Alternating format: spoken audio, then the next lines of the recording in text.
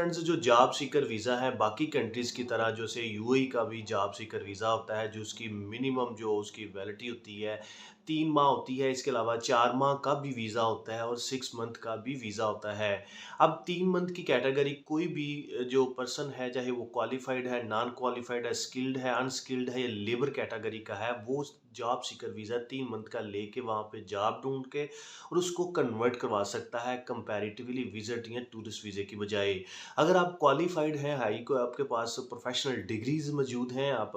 उसके उसकी बेस पे आप फिर क्या कर सकते हैं, आप 4 मंथ का वीज़ा है और अगर आपकी और ज़्यादा एक्सपीरियंस है या आपके पास सर्टिफिकेशन है, आपके पास स्पेसिफाइड डिग्रीज हैं लाइक डॉक्टर इंजीनियर हैं, तो आपका जो वीज़े की ड्यूरेशन है वो 180 डेज तक भी हो सकती है।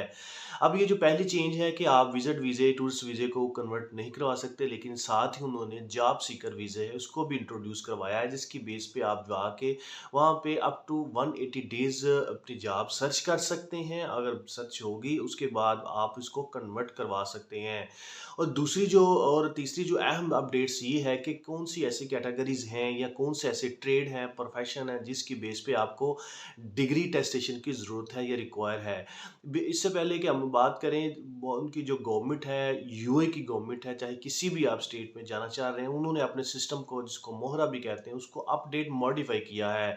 उसकी अब मॉडिफिकेशन ये है कि कोई भी प्रोफेशन है उसके रिगार्डिंग उनको स्पेसिफाइड डिग्री, डिप्लोमा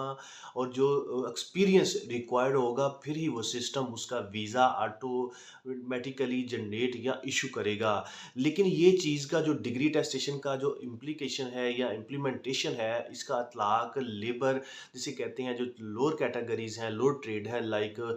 क्लीनर है या कार वॉशर है या कंस्ट्रक्शन है या लेबर के वाले से जो क्लास 4 के जो ट्रेड हैं, उसके ऊपर इतलाक नहीं होता, क्योंकि वो उनके लिए कोई स्पेसिफाइड लेबर के लिए कोई डिग्री, डिप्लोमा, सर्टिफिकेशन या एक्सपीरियंस की ज़रूरत नहीं होती। अगर आप फोरमैन हैं या असिस्टेंट मैनेजर हैं या आप किसी चीज़ को सुपरवाइज़र के तौर पे जा रहे हैं, तो आपके लिए स्किल्ड कैटेगरी होगी और आपके पास अगर मैट्रिक है, इंटरमीडिएट है या कोई इवन कि ग्रेजुएशन है, सिंपल ग्रेजुएशन है साथ में, या आपके पास डिप्लोमा है, तो आपको उसको टेस्ट करवाना पड़ेगा। ये स्किल्ड कैटेगरी के हवाले से इसकी जो इम्प्लीकेशन है वो स्टार्ट होती है। आप किसी भी ट्रेड में जा रहे हैं, लाइक आप सुपरवाइज़र हैं या असिस्टेंट मैनेजर हैं या मैनेज या आप फोरमैन की सीए से जा रहे हैं, या ऐसी डिग्री जिसके अंदर जो टेक्निकल स्किल या टेक्निकली इन्वॉल्वमेंट होती है, उस बेस पे आपके पास कोई डिप्लोमा है, सर्टिफिकेट है, उसको अटेस्ट करवाना पड़ेगा। अब जो लास्ट में जो सबसे अहम चीज़ ये है कि अगर आप क्वालिफाइड पर्सन हैं, आपके पास प्रोफेशनल एक्सपीरियंस है, आपके पास यूनिवर्सिटी की ग्रेजुएशन या मास्टर की डिग्री मौजूद है, इवन कि आपके पास पीएचडी की डिग्री भी मौजूद है, तो आपका उस कैटेगरी का, उस ट्रेड का या उस प्रोफेशन का, या कोई भी जैसे डॉक्टर हैं, इंजीनियर, आईटी स्पेशलिस्ट हैं, कोई जो बैंकिंग है, फाइनेंस है, कॉमर्स के वाले से हैं या फ्रीलांसर है, उस वाले से आपको उस वीज़े को इशू करने के लिए, जो कि हाई लेवल ट्रेड होता है या क्वालिफाइड ट्रेड होता है, आपको डिग्री अटेस्टेशन की रिक्वायरमेंट ज़रूर होगी। अदरवाइज़ आपका वीज़ा वहाँ से इशू नहीं होता। नो डाउट ये जो कुछ कंपनीज़ जो थी, ये ऑलरेडी इस प्रैक्टिसेस को यूज़ कर रही थी, लेकिन अब इस चीज़ को उन्होंने सिस्टम के साथ लिंक कर दिया है। जब तक आप उसकी सर्टिफिकेशन, उसकी अटेस्टेशन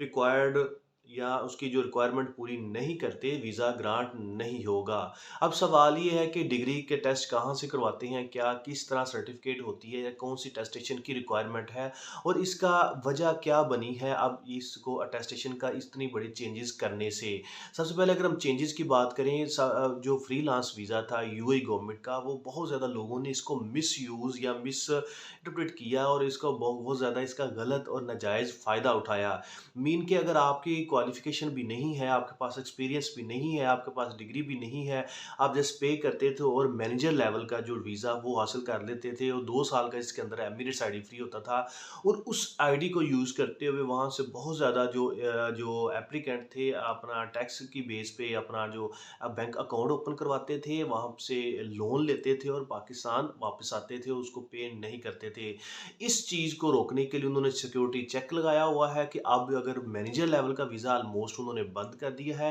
अगर किसी को वो रिक्वायर भी होगा तो उसको स्पेसिफिक रिक्वायरमेंट पूरी करना पड़ेगी, ताकि ये जो मिसकंसेप्शन है या मिसयूज़ है या ये जराइम टाइप ये जो practices use malpractices use हुई हैं, इसको बंद किया जाए। अगर आप हाई क्वालिफ़ाइड हैं, तो आपके लिए सबसे पहले जो अगर आप डॉक्टर हैं, तो आपको पीएमडीसी से अपनी डिग्री वेरीफ़ाई करानी होती है। अगर आप इंजीनियर हैं, इंजीनियरिंग काउंसिल से उसको डिग्री टेस्ट करवाने के बाद फिर आपको फ़ॉरेन ऑफ़िस से अटेस्टेशन की रिक्वायरमेंट होती है। जब फ़ॉरेन ऑफ़िस से अटेस्टेशन के बाद आप यूएई एम्बेसी से टेस्ट करवाते हैं, तो फिर वीज़ा की प्रोसेसिंग या वीज़ा ग्रांट होता है। अगर आपके पास बाकी अप्लाइड साइंसेज़ हैं या कोई दूसरा एक्सपीरियंस है